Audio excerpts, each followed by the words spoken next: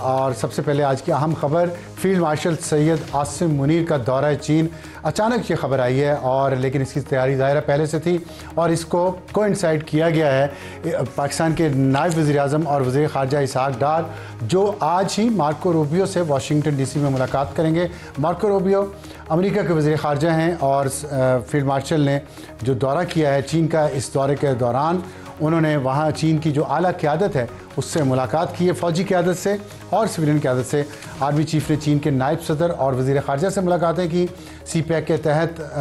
سیاسی منظرنامے اور رابطہ کاری کے اقدامات پر بات چیت کی اور دونوں ملکوں نے یہ ریٹریٹ کیا کہ وہ اپنے تعلقات کو مزید بہتر کریں گے، اور انہوں نے فوجی قیادت سے بھی الگ الگ ملاقاتیں کی۔ چین کے سینٹرل ملٹری کمیشن کے نائب چیئرمین سے ملاقات کی اور پی ایل اے کے پولیٹیکل کمسار اور آرمی چیف آف سٹاف سے بھی ملاقاتیں کی۔ P L A army head quarter پہنچنے پر فیلڈ مارشل کو گارڈ آف آنر پیش کیا گیا، اور یہ بڑا اہم دورہ ہے۔ پاک بھارت جنگ کے بعد پہلا ہائی لیول دورہ ہے پاکستان کی طرف سے،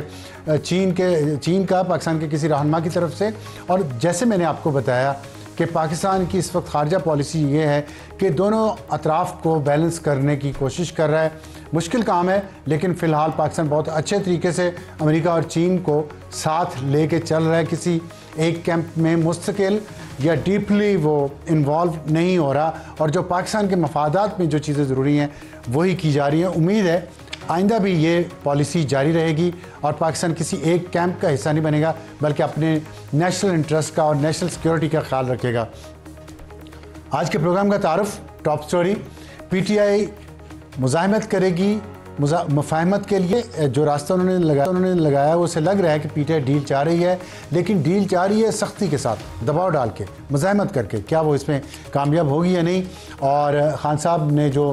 سخت ٹویٹس کیے ہیں دوبارہ، کیا وہ ان کا اسی جو ان کی مسلسل اسٹریٹجی ہے ایک سپورٹس مین کی طرح، فاسٹ بولر ہیں، شارٹ پچ ڈیلیوریز کراتے ہیں، باؤنسر مارتے ہیں بیٹسمین کو، پریشرائز کرتے ہیں، فیلڈنگ کلوز کر دیتے ہیں تاکہ وہ غلطی کرے اور کیچ دے اور آؤٹ ہو جائے، تو وہی انہوں نے سٹائل سیاست میں بھی اپنایا ہوا ہے جو بعض لوگوں کے نزدیک اچھی سیاست نہیں ہے، لیکن بہرحال یہ ان کی سیاست ہے۔ دیکھتے ہیں انہیں اس میں کامیابی ملتی ہے یا نہیں ملتی، اس پہ بات کریں گے۔ علی محمد خان صاحب، رکن قومی اسمبلی اور ممبر کور کمیٹی اور political committee P T I. اس کے بعد ہمارا آج کا ہاٹ ایشو، دہشت گردوں کو بھتہ کون کون دیتا ہے، ایک نیا کٹا کھول دیا ہے۔ وفاقی وزیر داخلہ محسن نقوی صاحب نے، انہوں نے ٹویٹ کیا ہے اور علی مین گنڈا پور سے پوچھا ہے کہ صوبہ خیبر پختونخوا کی وہ کون سی اعلیٰ شخصیت ہے، اعلیٰ عہدیدار ہے جو دہشت گردوں کو ماہانہ بھتہ دیتا ہے اور کتنا دیتا ہے۔ اس کے جواب میں طلال چودھری نے علی مین گنڈا پور صاحب سے پوچھا، بتائیں کتنا بھتہ دیا جاتا ہے۔ تو یہ کیا ایشو ہے، اس پہ بات کریں گے بیرسٹر عقیل ملک صاحب سے، وزیر مملکت برائے قانون و انصاف، مسلم لیگ نون سے۔ اور ہمارا آج کا ایڈیٹوریل، غزہ مغربی اور اسلامی دنیا کا ضمیر مردہ ہو چکا ہے، اتنے بچے مر رہے ہیں، اسرائیل نے پچھلے تقریباً 3 سال سے وہاں جاریت کی ہے، جینوسائیڈ کر رہا ہے، اور جو یہودیوں کے خلاف یورپ میں ہٹلر نے ہولوکاسٹ کیا تھا، لوگ ہولوکاسٹ کے سروائیور کہہ رہے ہیں کہ اتنا ظلم انہوں نے بھی نہیں سہا تھا، نہ دیکھا تھا زندگی میں، نہ سنا تھا، جتنا نیتن یاہو اور اس کے ساتھ مل کے اس کے اتحادی فلسطین کے مسلمانوں پر کر رہے ہیں۔ لیکن مسلمان سو رہے ہیں اور مغربی دنیا بھی ہیومن رائٹس کی بڑی چیمپئن بنتی ہے، اور جہاں پہ ہمارے سیاسی لیڈران جا کے اپنے ہیومن رائٹس کی بات کرتے ہیں، ان سے بھیک مانگتے ہیں۔ تو شروع کرتے ہیں علی محمد خان صاحب سے۔ السلام علیکم۔ وعلیکم السلام افسر صاحب۔ ایک پہلا سوال سیدھا سا، امریکی غلامی سے نجات دلانی تھی خان صاحب نے، اب ان کے بیٹے وہاں پہ گئے ہوئے ہیں امریکہ سے، جو ابھی میں نے بتایا کہ صہیونیت کو سپورٹ کر رہا ہے امریکہ، قتل عام جینوسائیڈ فلسطینیوں کی اس کو سپورٹ کر رہا ہے امریکہ، اور وہاں پہ وہ جا کے پاکستان کے لیے 4 ریپبلکن سے ملے ہیں زیادہ تر، جو پریزیڈنٹ ٹرمپ کی پارٹی ہے، اور وہاں سے دباؤ ڈلوانا چاہ رہے ہیں پاکستان پر کہ عمران خان کی رہائی ہو۔ آپ کے خیال میں یہ جائز حکمت عملی ہے، جبکہ آپ کہہ چکے ہیں کہ ہم حقیقی آزادی دلوائیں گے؟ ایبسولوٹلی ناٹ، اور امریکہ نے سازش کی حکومت کو گرانے کی اس کے بعد۔ بہت شکریہ ابصار عالم صاحب۔ اللہم صلی علی محمد وعلی آلہ وصحبہ وسلم۔ سب سے پہلے تو آج اگر ہم سب، جس طرح آپ نے بھی، میں اپریشیٹ کرتا ہوں آپ نے فلسطین کی کاز پہ بات کی ہے، ہم سب کو پہلی بات تو یہ ہے کہ یہ جو ظلم عظیم فلسطین یا غزہ میں ہو رہا ہے، اس پہ ہم سب یک زبان یک آواز ہیں. ہمارے مسلمانوں کو وہاں بھوک سے مارا جا رہا ہے, تو اس پہ سب کو آواز اٹھانی چاہیے, حکومت پاکستان کی بھی اٹھانی چاہیے, اور ہر کسی کو اپنی اپنی بساط میں سمجھتا ہوں ہمیں جو سورہ فیل میں ذکر ہے انہی پرندوں کی مثال ہے کہ میں, ابصار عالم, ایوری بڈی, جس کی جو بساط ہے وہ اپنا اپنا کردار ادا کرے. اللہ ہم سے ہماری بساط کا پوچھے گا, اور اسی سلسلے میں سمجھتا ہوں کہ شہباز شریف صاحب کو یا ہمارے اور بھی جو مقتدرہ کے اہم لوگ ہیں سب کو اپنا اپنا کردار ادا کرنا چاہیے. باقی نتیجہ اللہ پہ ہے. دیکھیں یہ خان صاحب کے جو برخوردار وہاں قاسم خان صاحب اور سلیمان خان صاحب تشریف لے گئے ہیں, یہ ان کی اپنی فیملی ایک ارینجمنٹ ہے. تحریک انصاف کی پولیٹیکل پارٹی نے جو ہے ان کو اس پہ نہیں کہا کہ آپ جائیں, لیکن وہ ظاہر ان کا حق ہے اپنے والد محترم کے لیے جو ہمارے لیڈر ہیں, ملک کے سابق وزیر اعظم ہے, اپنا وہ وہاں پہ لابی کرنا چاہتے ہیں, ان کے لیے اپنا کردار ادا کرنا چاہتے ہیں, بلکہ پاکستان بھی آئیں گے, ہوپ فلی حکومت پاکستان کو آنے دے گی.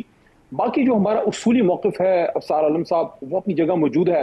کہ پاکستان کے جو انٹرنل افیئرز ہیں اس میں ہم نے کسی بھی بار کے ملک کو انٹرفیئر نہیں کرنے دینا, اور اس پہ عمران خان کا سٹینڈ ہے, اور خان صاحب نے تو اپنی حکومت اس پہ قربان کی ہے. باقی امریکہ ہمارا دشمن ملک نہیں ہے, لیکن ہمارا جو اصول موقف ہے وہ یہ ہے کہ ہم دوستی کا تعلق رکھیں گے, لیکن ہمارے جو انٹرنل افیئرز ہیں, جس طرح عمران خان صاحب کی حکومت کے دور میں رجیم چینج ہوا, اس وقت اسٹیٹ ڈپارٹمنٹ کا ایک رول اس میں ڈونلڈ لو صاحب کے وساطت سے سامنے آیا, وہ چیز اپنی جگہ موجود ہے. باقی تو اگر اتنا ہی کوئی نہیں انگیج کرنا چاہیے, کوئی غلط ملک ہے, تو پھر ہمارے ملک کے وزیر اعظم نے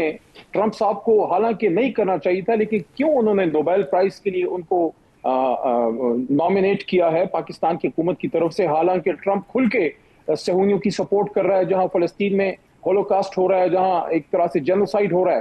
وہ ان کی ایک اور ایشوز ہے, لیکن ہم یہ سمجھتے ہیں کہ پاکستان کی جو ڈیموکریٹک سسٹم ہے اس کو اس فسطائیت سے آزاد ہونا چاہیے. خان صاحب, باقی جتنے بھی پولیٹیکل اسیران ہیں, ان کی رہائی ہو, اور اس ملک میں ایک پولیٹیکل سٹیبلٹی آئے, اس کے لیے ہماری جدوجہد ہے. ٹھیک. اچھا, یہ آپ نے جو فرمایا کہ حکومت پاکستان, دیکھیں حکومتوں کے مسائل اور ہوتے ہیں, حکومتوں کو سب کے ساتھ بنا کے رکھنی پڑتی ہے باہر کے ملکوں میں, اور کسی کے ساتھ ہم آؤٹ آف دا وے نہیں جا سکتے. سیاسی جماعتیں جو ہیں, آپ کے خیال میں وہ جسٹیفائڈ ہے ان کا یہ بات پوری قوم کو پہلے ایک بیانیہ دیا, نواز شریف صاحب نے بیانیہ دیا ووٹ کو عزت دو, انہوں نے وہ بیانیہ چھوڑا, ان کو سیاسی نقصان ہوا. آپ کی جماعت نے ایک بیانیہ دیا حقیقی آزادی, اور ایبسولوٹلی ناٹ, امریکہ کو گالی نکالی, مسلسل گالی نکالی, تعلقات پاکستان کے خراب ہو گئے, آپ لوگوں کے اتنا تنقید کی, اتنا ان کو ڈیمونائز کیا امریکہ کو, امریکی لوگوں کو, امریکہ کے کلچر کو, امریکہ کی حکومت کو, اور پھر ہم دیکھتے ہیں کہ ایک یو ٹرن ہوتا ہے, بیانیہ سے آپ یو ٹرن لیتے ہیں اور امریکیوں کو جا کے کہتے ہیں کہ ہمارے ملک میں مداخلت کرو. مسلسل کہا جا رہا ہے